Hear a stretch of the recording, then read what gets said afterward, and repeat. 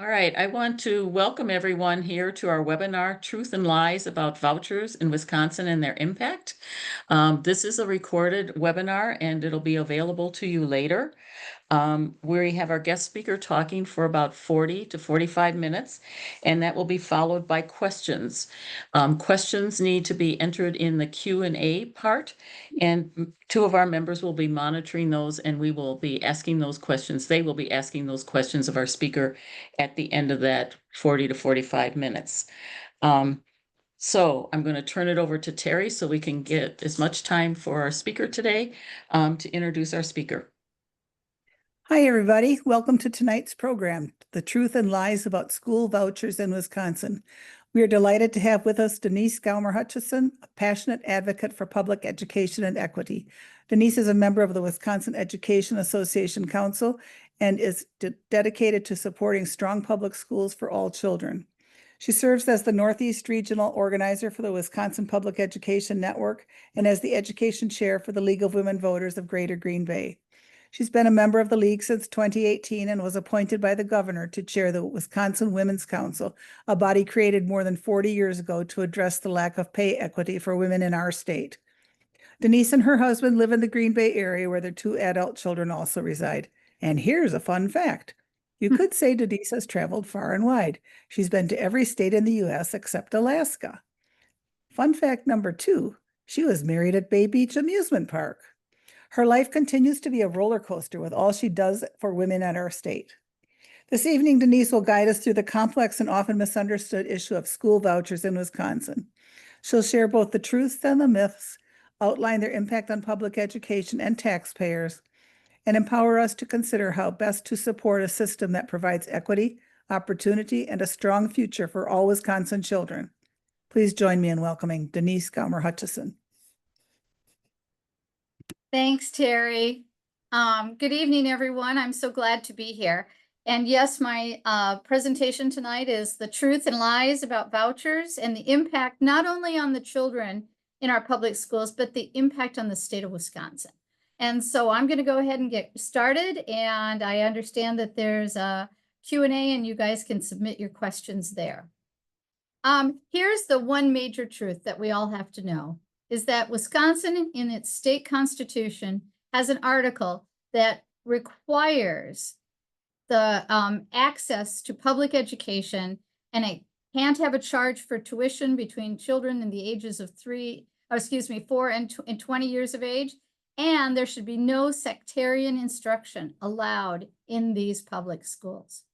So you can see the really important issue here is that the state of Wisconsin has a legal requirement to provide excellent and equal, as close as equal as practicable and as valuable without a tuition to our public kids.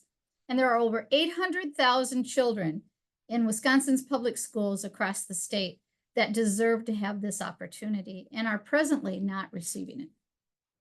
So before we get really into vouchers, I want to take a couple minutes and talk about the big picture. What's wrong with school funding in Wisconsin and what are the revenue caps? And I'm just going to brush over this pretty fast because I want to get to the whole part about vouchers. Here are 5 top concerns.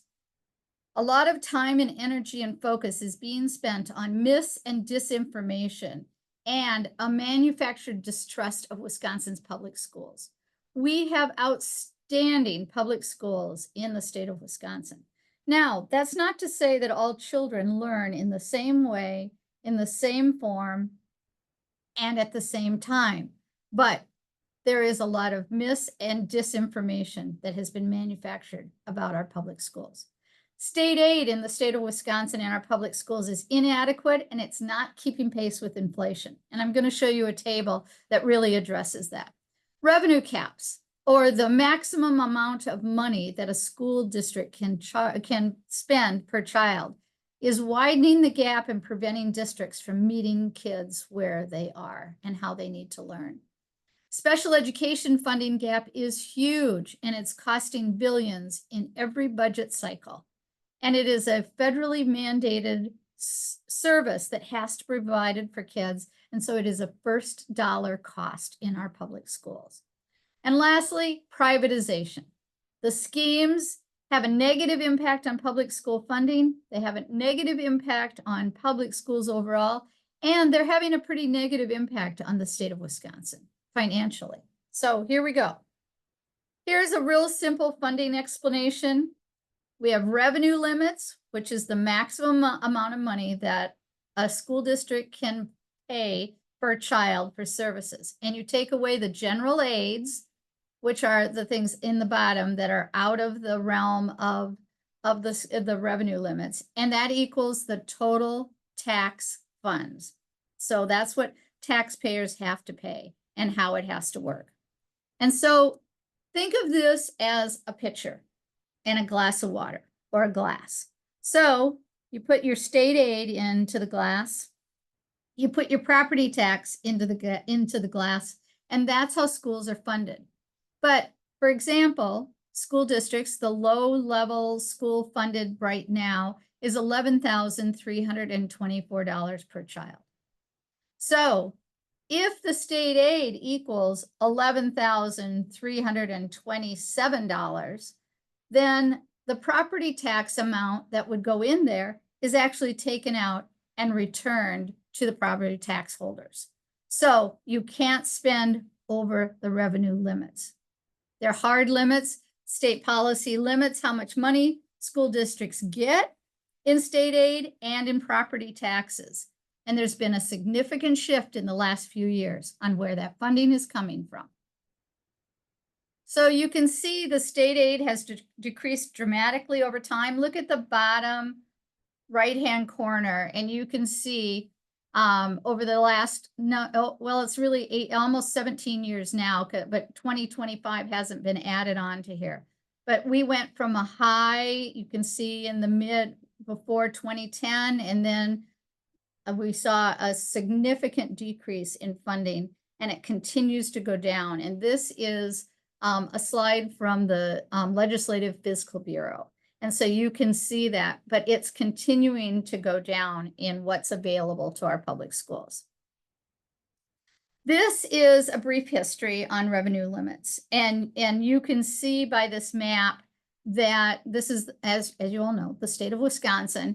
And it's been over 30 years that there's been some real differences. Each district has a different limit. When they took that snapshot 30 years ago, every school district in the state of Wisconsin was spending a different amount of money per child. So if you were a fiscally conservative school district and they took that snapshot of how much you were spending in your district, that's where you started at that time and to move forward. And so you have really fiscally conservative school districts. They're now being penalized. You have school districts that were spending more aggressively on their students. They got to start at a higher level. And so you can see the black that you see on this map, those are school districts that are spending over $14,000. And there are some that are spending as high as $24,000 per child. And the lowest level is the light green, which is the majority of school districts in the state. And they're at that $11,325. So that's a huge disparity in where the spending is. So, and then we're going to talk in a little bit, you add in vouchers and you see it even is a bigger disparity. So you can see if reimbursement from the state would have kept up after Act 10, then we would have, each child would have $3,300 more in spending per child in every single school district. That is a huge amount of money and makes a significant difference. And you're going to see the impact in the next couple of slides, because now we're going to see what happens with referendas. That's how school districts can go to voters and ask for money.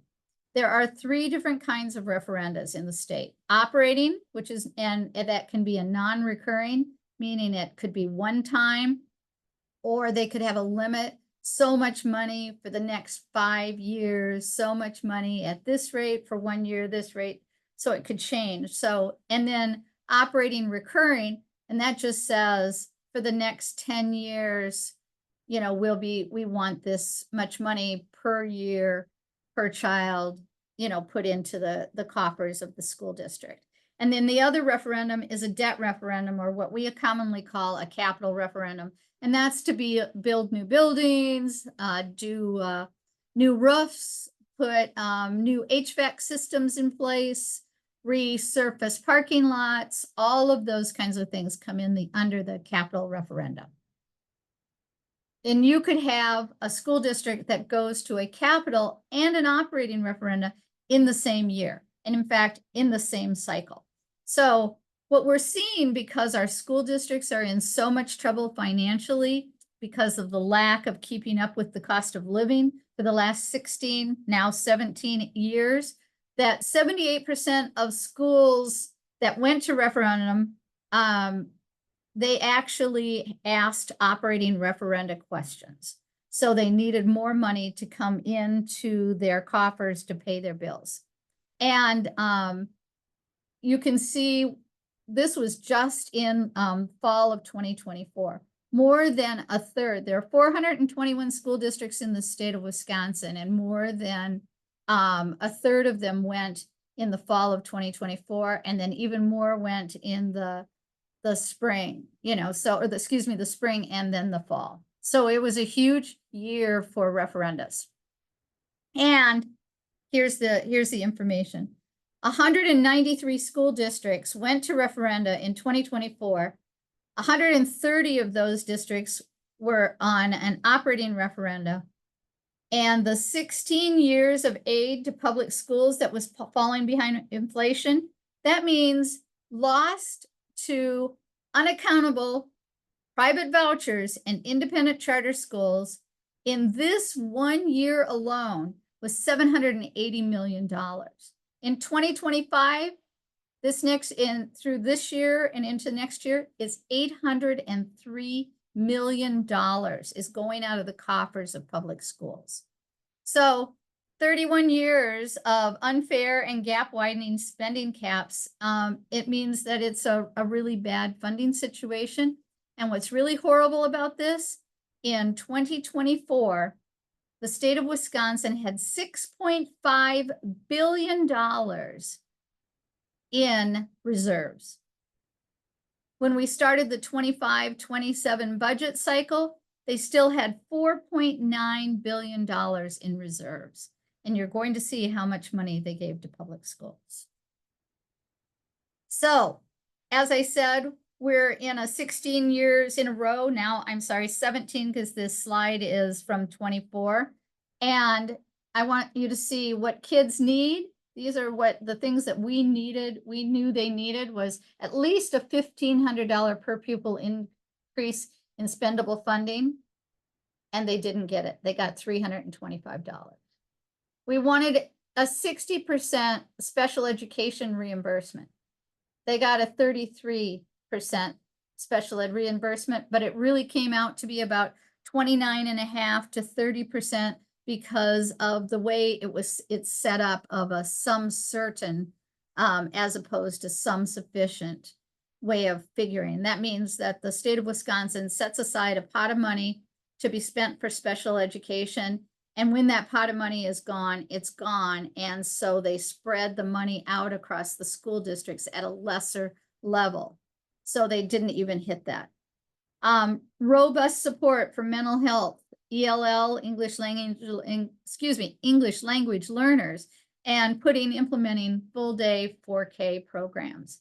And the reason that is so critical and important is because of the child care crisis that we have in the state of Wisconsin. So if we can go to all day 4Ks, we can serve more children on a regular basis, but it costs money to be able to do that. A moratorium on siphoning public funds away to underfunded public schools. They're taking money away from our underfunded public schools, and we want to stop that because that's what's going to vouchers. And then access to high quality child care and adequate funding for public colleges and universities. And we all know how that came out. And this is from the 2023 to the 25 budget. And you're going to see in a minute what happened in 25-27. So why we want to know why we keep getting shortchanged for our public schools. Vouchers, $3,342 per child, and independent charters, 2,121, special needs vouchers, 1,989, and K-8 vouchers, $1,494. These were all their increases in the 23-24 budget, and the change in the increase, and public schools got $325. So again, continuing to be shortchanged. And it's time to end unfair funding and close the gap. And these are the facts. So this is what in the 25-27 budget that we asked for. We asked for a 90% reimbursement for special ed. And we only got a 40%. We didn't move to some sufficient.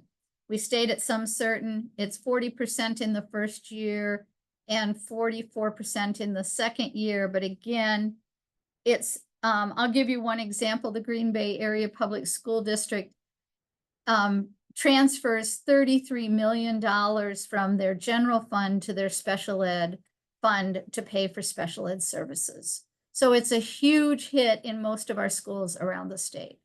And it deserves to be paid, and those children deserve to be educated. And but this is what the cost is.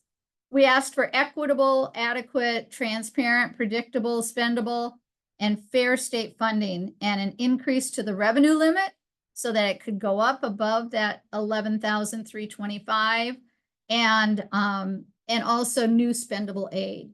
Because what you're going to find out is a lot of the funding is on paper in the state of Wisconsin for public education, and that means that it's a credit. And so it's not spendable money for schools to hire staff, pay benefits, to keep the electricity on, to get the buses running, all of those kinds of things that are hard costs for our public schools. And then we wanted to align the priority settings to adequate funding for English language learners, mental health, students in poverty, school nutrition and student hunger, rural schools. Many of our rural schools are the very low revenue limit districts, as you saw in the map, and it's having a huge impact in those areas of the state. And here's what we got. Very disappointing. And I'm going to go to the second bullet first. You know, that equitable, adequate, transparent, predictable, spendable, and fair state funding I talked about. An unprecedented thing happened this year, and that is that the state of Wisconsin legislature chose to not give public education, 421 school districts around the state, any new general revenue. No new. So cost of living is at, I think, about 2.7 to 3.1 right now. No cost of living increase. They did get the $325 increase because the governor put that in a multiple years, 400-year cycle to keep giving them $325.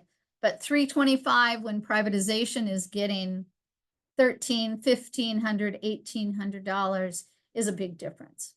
So this kind of gives you the landscape of what's happening and where more money went. So what's a voucher? A voucher allows public funds to be allocated to a private school to offset a child's cost of attending that private school, including religious schools. Remember what our state constitution says? Kind of not in alignment here. Here are some of the background. School vouchers, it's an enduring racist practice. It really came out of, it was introduced during the civil rights era when efforts to desegregate schools was at its peak, and they wanted to reintroduce a segregation opportunity. And that was what was put together with the whole voucher program. And you can see a number of articles that have just been out. Probably the one I would encourage people to see is the Ruth Conniff with what she talks about with lies, damn lies, and school voucher statistics. We have a lot of research that shows that children in the voucher schools, the privatization, are not achieving at the level, and they do not have to take any of the same tests that public schools have to take. They don't have to have teachers that have education degrees or any of those kinds of requirements. And they don't have to keep children that they feel don't meet their model after they have chosen to take a voucher. And yet for that semester, that voucher payment stays at that school. So some big differences in how things are handled. And there are a number of voucher schools that have policies that allow them to exclude LGBTQ plus students and also those with disabilities. They have to let them come and get in there first with their voucher, and then they can say, you know what, we don't feel like we can address the needs that you have, and we suggest you return to the public school. And we see that happening a lot. So there are 4 different voucher programs in the state of Wisconsin.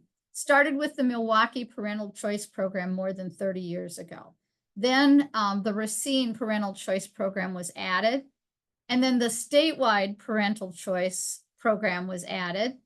And then a special needs voucher was added, which is the Children with Disabilities voucher. It's guaranteed 100% funding. It's paid as an aid deduction or a pass-through. So the money goes into the public school and then goes out of the public school, and it's paid to, from DPI. And so that's, people will say, oh, well, public schools win because they just pass the money through and it's no big deal. Well, that's not really true. And we have, research to show that and financial statistics to show that as well. And income caps vary by program, but all exceed the federal poverty threshold. When the Milwaukee School Choice Program started, it was at like 175% of the poverty level. It's now at over 300% of the poverty level. And if you can see on the far left where it talks about the 24, 25 income limits, you can see what it is for Milwaukee Public Choice and Racine, and then the rest of the state. What you need to know is that in many of the religious private schools, they have a program where if more than 3 of your children come to that school, they waive the tuition, but they don't waive taking a voucher. So that's a concern as well. Probably the biggest concern that we're facing right now is that the enrollment caps come off in 2026-27. What that means is that like a school district right now, it's like 1% of the population in your school district can leave the school district to go to a private school situation. Or then it went to 3%, and then it went to 5%, and it caps out at like 10%. There's only 4 school districts in the state of Wisconsin that have hit that cap of children leaving public schools to go to private schools. What we see a lot with the private school situation is that those kids have never ever been in a public school. And so we see that maybe at a 4K program, and then they go right to the religious school, the private school, the charter school, whatever they're choosing to go to, but they have never stepped foot in a public school. So that's a challenge as well for people to say, well, the public school is not performing well for us. Well, they've never had their children in the public schools. So how can they really say that? And so that's another thing that we're seeing with all of this. I want to play this really quickly for you. It's really valuable. These are friends of ours in Arizona, because vouchers are not just in Wisconsin. We're seeing them crop up all over, and I'm going to talk a little bit about what's happening on the national level as well of vouchers. But listen to this, and then we'll come back to what we're doing. And hopefully I get it to play.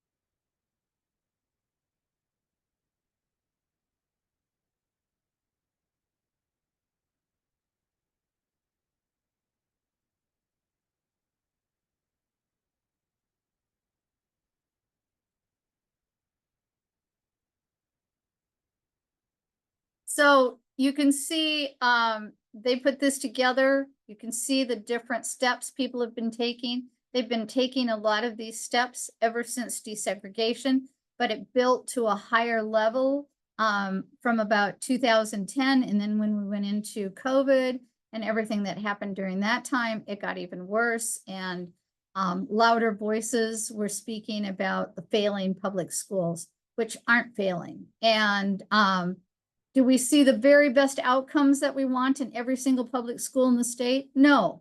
Are they working on it? Yes. You know, and not only that, but you also, the other myth that you oftentimes hear is people are leaving our public schools left and right. Our public schools across the state have seen a pretty consistent enrollment, taking into consideration actual declining enrollment, that families are having less kids. There are less kids in our in all schools in the state of Wisconsin, but we are not seeing a mass exodus to private schools in the state of Wisconsin. Are we concerned that we might, when the caps come off?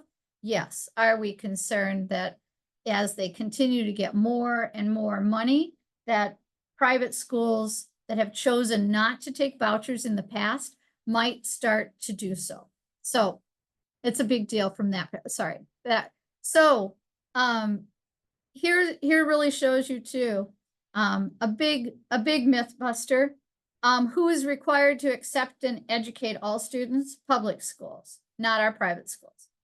Who must protect students by following non-discrimination laws? Public schools, not private schools. Even private schools that get state money do not have to follow these guidelines. Required to hire only licensed and certified teachers and administrators, public schools. Accountable to locally elected school boards, public schools. We've been investigating a charter school in Northeast Wisconsin that won't even release who its board of directors are or show a budget. And they're getting state money. prohibited from imposing religious or ideological curriculum, public schools. Required to meet the needs of students with disabilities and English language learners, public schools. So you can see the big difference in the requirements of what's happening, and that we have to have people that are able to provide those services. And I don't know if I said this, I've said it so many times in my head that I might have already said it, but a really important thing is about children with disability and special needs is that if a child chooses to go to a voucher school and to a private school, and they have special needs requirement, they get a high price voucher. Additionally, if they can't provide the service to those children, maybe they need an occupational therapist or a speech therapist, or they need X number of aides or any of those kind of things. If that school cannot provide those services, the public school must provide the services and provide them at no reimbursement, because it is a federal law of children with special needs and the needs that have to be met. It's a big deal. Here's where in 2009-10, where voucher expansion, where programs were across the state of Wisconsin. And then the map to the right is 23-24. And you can see that there's some parts of the state that still have no voucher schools, but they are having money taken out of their state budget to cover the cost of the statewide voucher programs. They help pay for the Milwaukee and the Racine and the statewide program. So that comes out of those schools' budgets. Here's the price differential, and you can see the increases. And this is presently 22, 23, and 23, 24. I don't have 25's new numbers in, but it went up even more this year. So I will work to get you guys new numbers when you send out the slides so that you can share the newest numbers. So, you know, $15,065 for a special needs voucher when you have a public school that is getting $11,325 for the same child. And they're guaranteed 100% funding paid as a deduction from the student's home public school district. So what are the local impacts, and what does all this mean to our students? This was the price tag in 23-24. $701.6 million is being spent for vouchers and non-district independent charters. Now, that's something I didn't talk about at all, but there are charter schools within public schools. Those are called instrumentality charters. And then there are charter schools that are non-district independent charters. And many of them are owned by for-profit companies.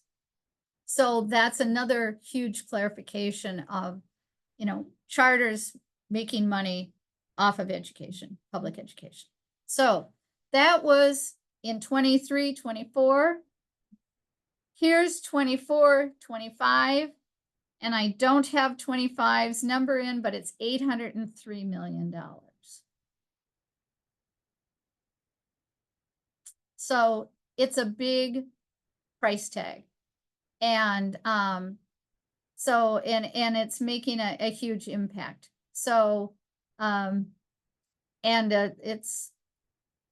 it's why you see so many public school districts going to referenda. So here's an example, and Wisconsin Public Education Network, there's a website, or on the bottom left-hand corner, you can go to their website and you can pull up your school district and see in the statewide parental choice program what the cost is for your school district. And it's a very interesting numbers for you to see, but you know, right, you can see $4,608,242.60 came out of the Fond du Lac, school choice program. So that's just one example. And kids are paying a very high cost for this. And here's another, this is what we can pull for you, but you can see incoming K-8 full-time kids, 285.5, incoming 9 through 12, incoming, totals, and what that amount is. And we can pull that report for every one of the school districts in the state.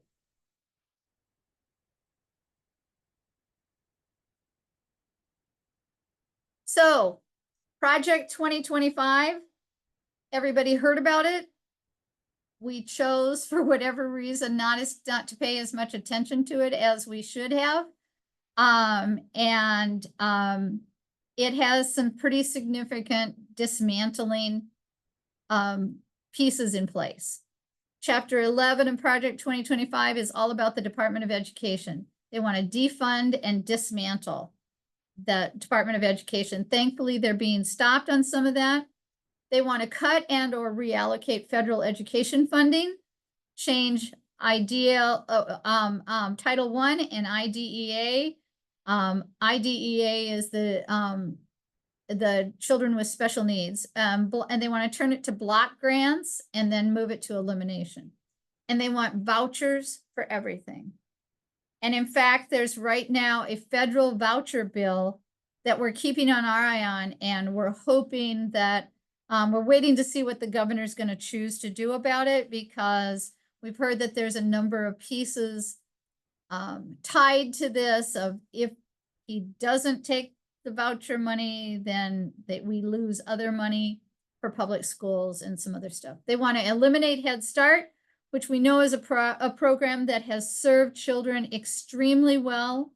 They want to stop the federal student loan program, and also, close the Department of Education, which does a lot of work for states. You don't see so much individually what the Department of Education, Federal Department of Education does, but they really process all the Title I. They, any complaints on Title I, they handle a lot of those and things like that. So there's some real values there. They strip away enforcement powers and guidance issues by the Office of Civil Rights, which, let's go back to what we said when the whole voucher movement kind of started, was during the civil rights. So they're getting to where they wanted things to be.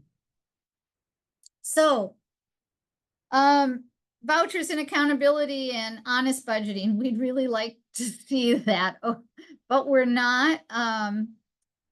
But we have to say something, and we have to speak up. And as people, as women who've worked in public education, university education, all over, we know how important it is to have funding for what we're doing.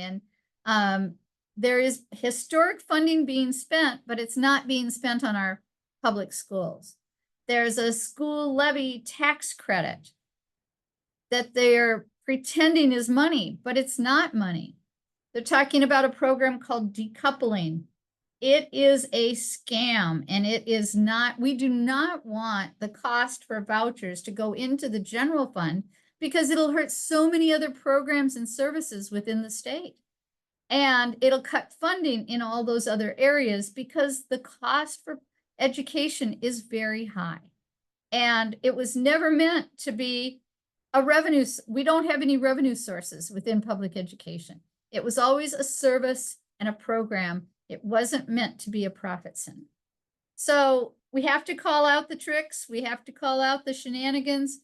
We have to make people accountable, because partway through the year, when the school levy tax credit comes in, if you go to doors and you talk to voters, when you're out trying to pass a referendum, you hear from them, I'm paying a lot of money to public schools. Well, it's not really to public schools. And not only that, but taxpayers get that money back if it goes over the revenue cap amount that a school district can spend. And so that's what the school levy tax credit is. And they don't understand when they're getting that because it comes to the city and the municipality and gets sent back out then in those manner. So, what's the intentional impact? It's privatization widens existing gaps and creates new barriers for students in public schools.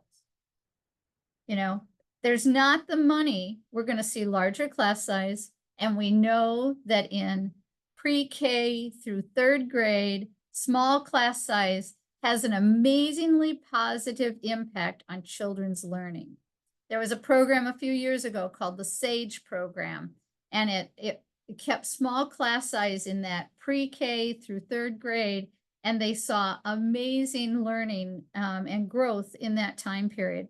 But that had to go away because it was a federal grant, and we saw higher class size. And when you have a mixed, classroom of children with special needs, children with English as a second language, and kids with other kinds of needs in the room, and our high poverty, school buildings, learning can't happen in a cookie cutter situation, and it costs more money, and we have to meet kids where they are to help them learn.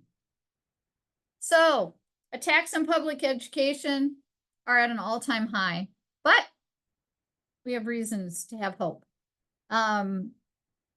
87 in a poll we recently did, 87% of voters across the state of Wisconsin, 87% of voters across the state of Wisconsin believed in their public schools and wanted their public schools to be successful. We've seen referendas pass at the 60, 70, 80% levels all across this state. And that's voters coming out and saying, I will charge myself more taxes to keep our public school in our community. Because our small communities across the state, they understand that their public schools are the heart of the community and that they're critical to the success of those communities. So we have to keep talking about how great our public schools are, get to know your public schools, but more importantly, request and require transparency of spending on public education and on education as a whole, and request moratoriums on voucher expansion. And we do that by local level action. It has a statewide impact. We know it does. And for the last 3 budget cycles, public education has been the #1 topic at joint finance hearings across the state. And it's not to say give more money to privatization.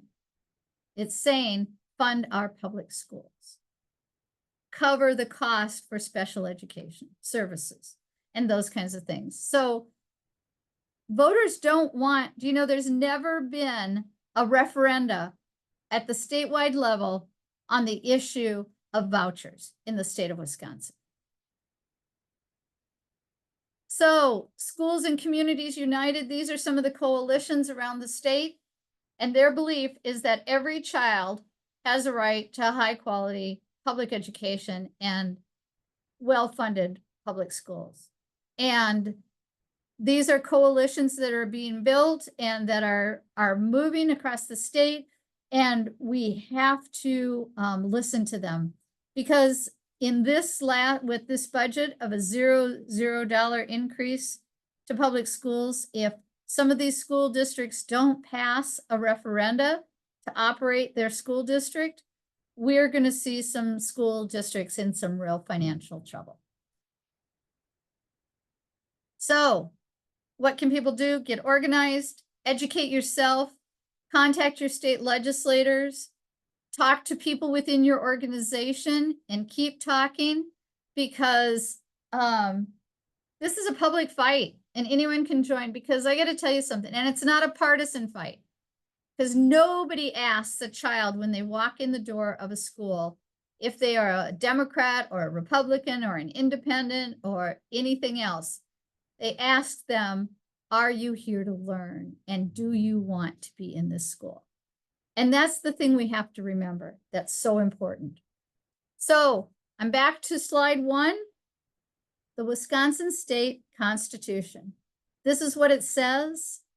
The legislature shall provide by law for the establishment of district schools, which shall be as nearly uniform as practicable. Sorry, I have a hard time with that word.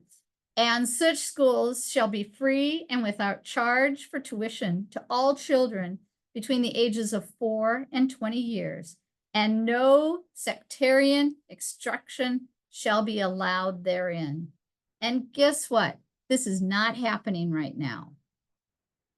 And state taxpayer money is being used to educate children in sectarian instructed schools.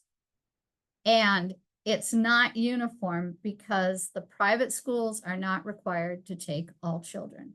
So our first responsibility, this is not to say that people don't have a right to choose where they want to send their children to school. They do.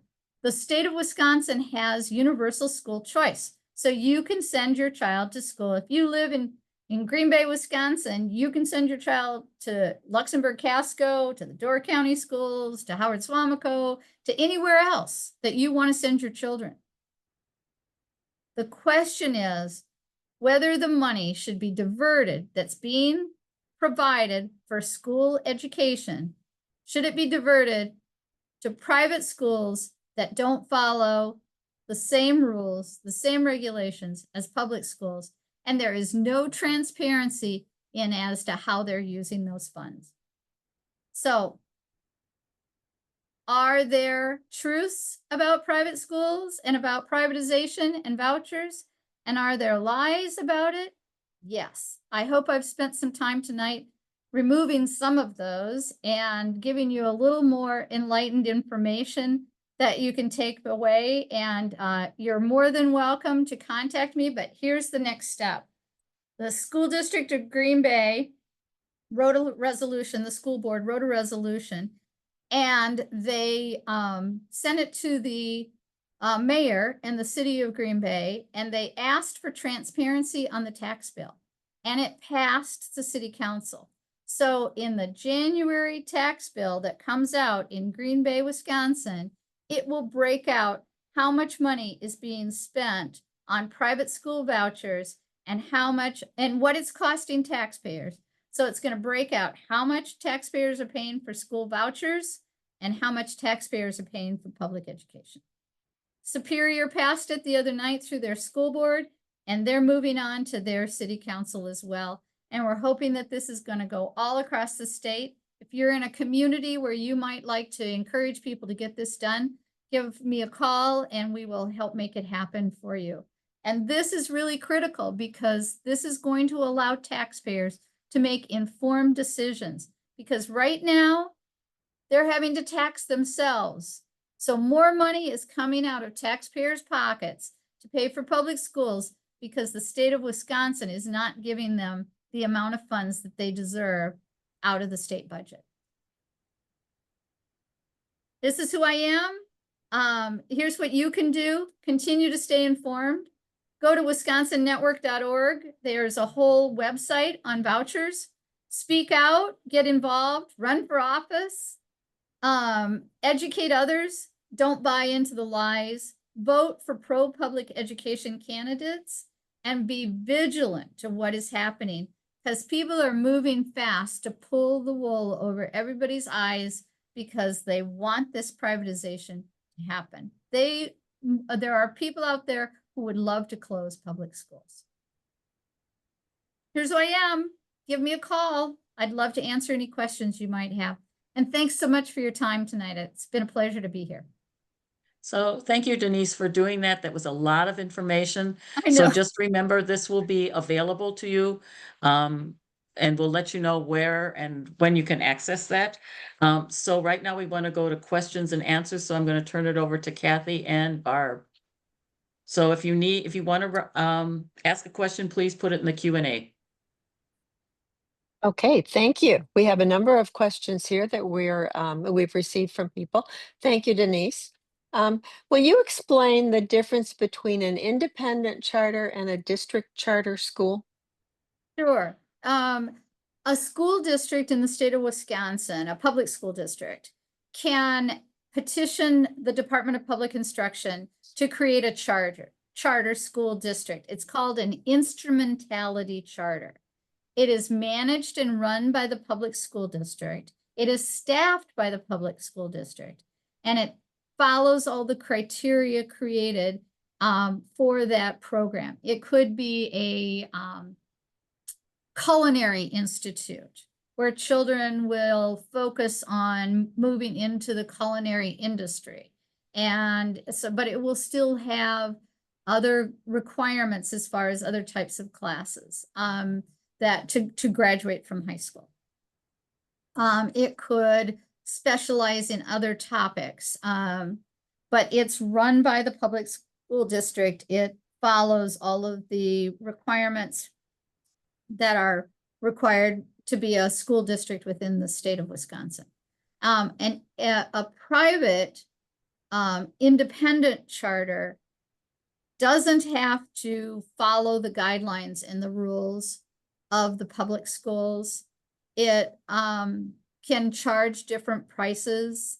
It can be like, I won't say, because there are online instrumentality charters as well, but it could be an online school that never meets with kids in person. It could be, you know, we see it, we're seeing a lot of them, and they don't have to follow the very rigid Department of Public Instruction guidelines and rules. That's probably the biggest, and they can charge what they want for their school. And that's such an important piece. Really, Yes. it is. Okay, thank you for clarifying that. Barb, did you find a question that you were going to ask?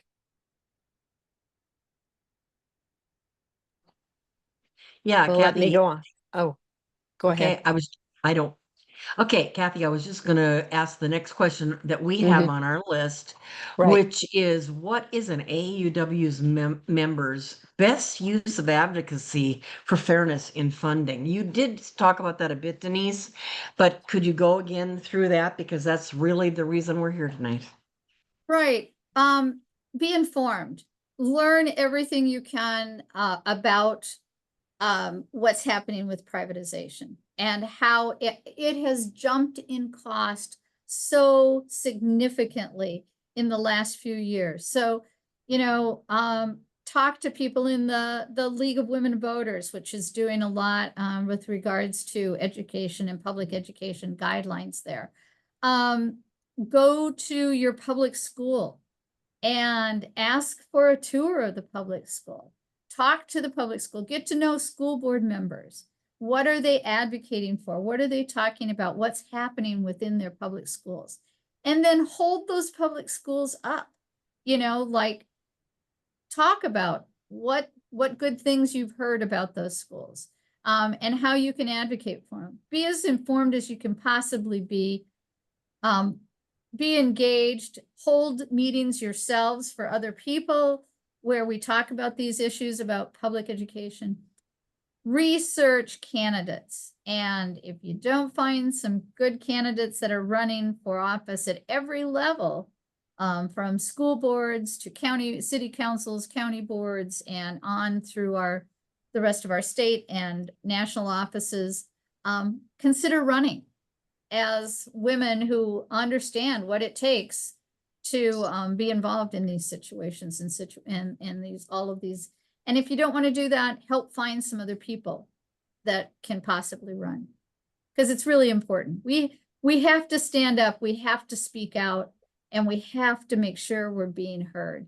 And when you hear misinformation or disinformation, or you hear you see book banning happening, you see that they're very insistent in putting themselves into communities and trying to break down the importance of our public schools. So stop it, you know, get involved, get engaged. Very good. Good. One of our members ask if you would please put up the slide with the website to check what each district gets, and the slide with the Wisconsin Public Education. And she has stars after that. Will that be a part when we have a recording of this, then you'll Yes. offer those slides? So Yes. we don't need to be doing that right now. We Okay, can just, good. All right. Yes, it'll be in my slides. okay, good. Okay, I'm gonna go on to the next question then. Yes. What is it, any of our concern, is it any of our concern is a private school, if a private school waives a tuition for a student and family? I'm not sure I understand that question. I think why is it any of our concern if a private school chooses to waive a Tuition right for a student or a for a family? student? Well, here is my take on that. It isn't our concern, and it's wonderful if that's what they choose to do, but they shouldn't double dip. Meaning if they aren't taking money from a family, but they're taking taxpayer money to pay for that child in that school, that is not fair because you're taking funding away from somebody else potentially. Okay, well, another part of this same person's question is wealthy families already have school choice. They can pay tuition. Vouchers extend that same choice to low and middle income families. How would you answer that? Well, that's true. That's not a myth. Mhm. But should those low and middle income families, should they be taking their children out of public school? You know, I mean, they have a choice. They have a right to do Mhm. that. The question is, should we be using taxpayer funds to educate those children Right. in private schools Right. that don't Right. follow the same requirements and guidelines and regulations that public schools do? Yeah. Good. Should I do the next one then, Kathy? Go right ahead. We had one person ask, from your presentation, it appears voucher programs receive more per pupil funding from the state than, I'm assuming that private receives more money per pupil than public does. If that's the case, why? If I could answer that question, a lot of good things would be happening in the state of Wisconsin. I don't know. I don't know why the Wisconsin state legislature wants to destroy public education. You know, when I grew up in Iowa, and when I was growing up in Iowa, and I was getting ready to take the ACT test, I remember people saying to me, Minnesota, Wisconsin, and Iowa, 1, 2, and 3. And they just switched depending on the year of how those 3 states were doing on kids testing on. We had this state, the state of Wisconsin, has a very, very good education system. But if you systematically choose to destroy that education system by underfunding it and creating crises for school districts, I mean, you are hurting every single child that's in those public schools. So I testified at Joint Finance. I went to every single Joint Finance hearing this last year and in 2023 and 25 for that budget as well. And I watched legislators not pay attention when there were people standing up there pouring their hearts out as to why they wanted their public schools funded. Business managers who had taken a day off of work to come explain how they couldn't make the numbers work because of all there's a thing in public schools called unfunded mandates. It means that we have a brand new reading program that was introduced in 2025 in the state of Wisconsin. It was supposed to have $50 million attached to it to train the trainers and across the whole state of Wisconsin to implement this new reading program. The state of Wisconsin legislature chose to renege on releasing that $50 million. So now these schools across the state had to hire coaches, had to hire trainers, had to buy new curricula, had to buy new books, and implement a whole new reading program in their school district without any additional funding. And now it's an unfunded mandate going forward. Is that fair? Is that equitable? Is that equal? Does that create a wonderful learning environment for kids? You know, you have some school districts that could afford to take that hit to their budget, but we have a number of school districts in the state that couldn't afford to take that hit to their budget. I went and met with a school district up in northwestern part of the state, and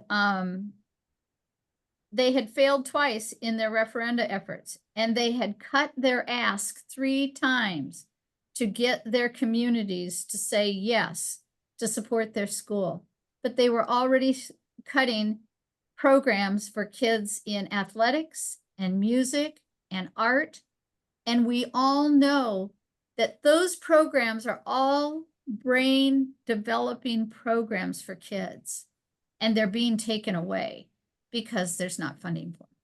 So Barb, I don't know if I answered that person's question. I hope I did, but yes, we're seeing more money going to private schools than we are per child, not overall, because the state of Wisconsin public schools serve 80% of the children in the state of Wisconsin. Less than, I mean, I think it's even higher than that. So. Thank you, Denise. I think that answers the question very well. Were you going to say I something, do too. Kathy? No, I was just going to say, I think we've come to the end of the questions that we have here. Stephanie, I don't know if there's anything else that you would like to talk about. Yes, I think that completes it for tonight. So again, we just want to remind everyone this will be recorded. It won't be available to you immediately, but we'll let you know where you can access it. And all the slides will be a part of it. So thank you everyone for joining us tonight. I hope it answers some questions and in some ways get you ready to ask some more questions so we can continue our efforts as we move forward. Thank you so much, Denise, for taking your time tonight for us. And so we'll bid everyone adieu for tonight. Thank you, everyone.